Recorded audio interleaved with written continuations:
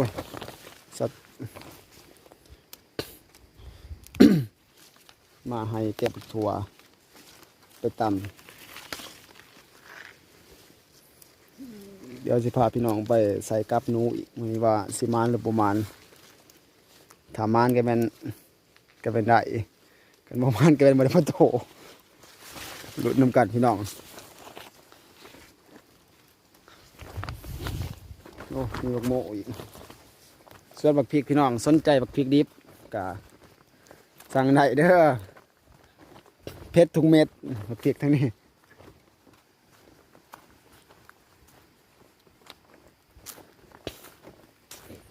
โอ้บักโมสุกบ่บักโมยำฝนมาจากบ้านบันไดก็ยำแรงแค่นี้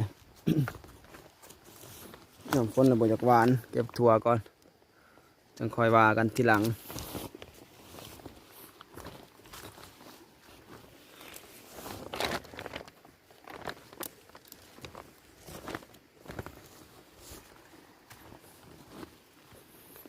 ถั่วก็มีแต่หนูกิน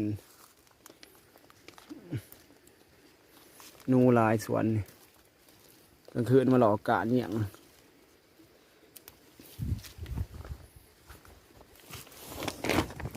ปกธงก่อนพี่น้องเลย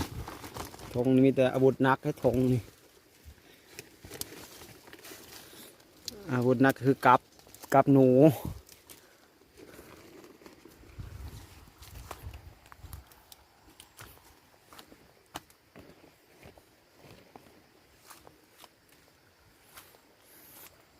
ขนาดคือสวนงะเนาะสวนงะปลูกงะ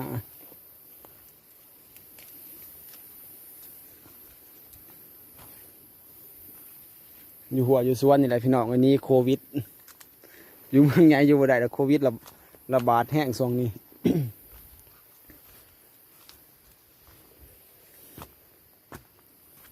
โอ้ผักถั่วร้ายขนาดด้วยทั้งนี้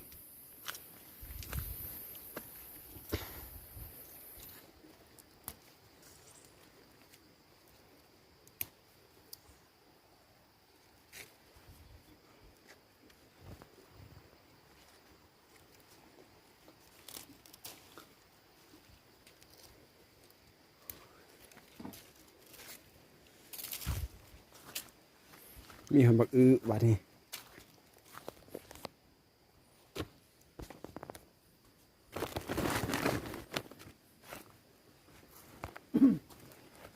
หนาวบ้างมี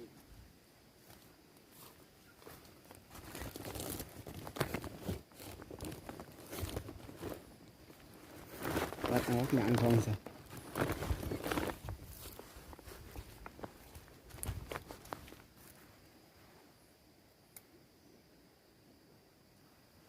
พักค้าแบบธรรมศาสตร์บ้านห้อง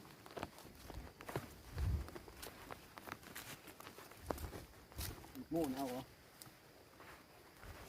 ร้านก็เลยเอาเลยเนาะหวานที่มันแสบเสียแบบนี้ไป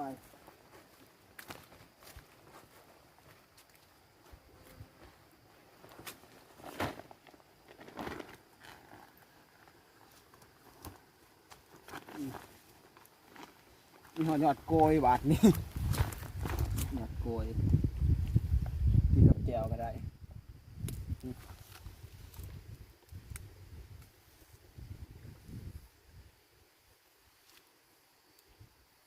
ส้มก็ได้บ้านเขากันหอดโกยบ้านพี่น้องที่เสื่อนมายังกระพูโอ้ส้ม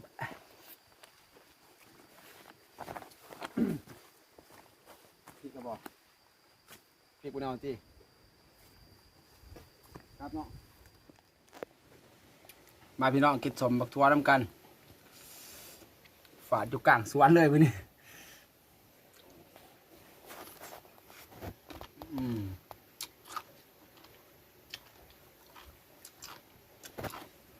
ฝาดแบบธรรมชาติเลยเนาะ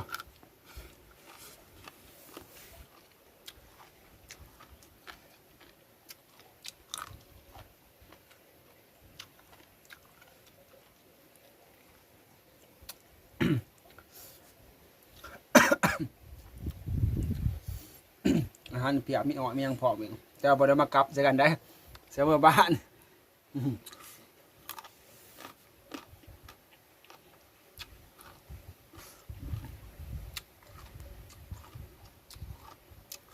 มีเป็นส่วนพี่น้องบางเนี่ย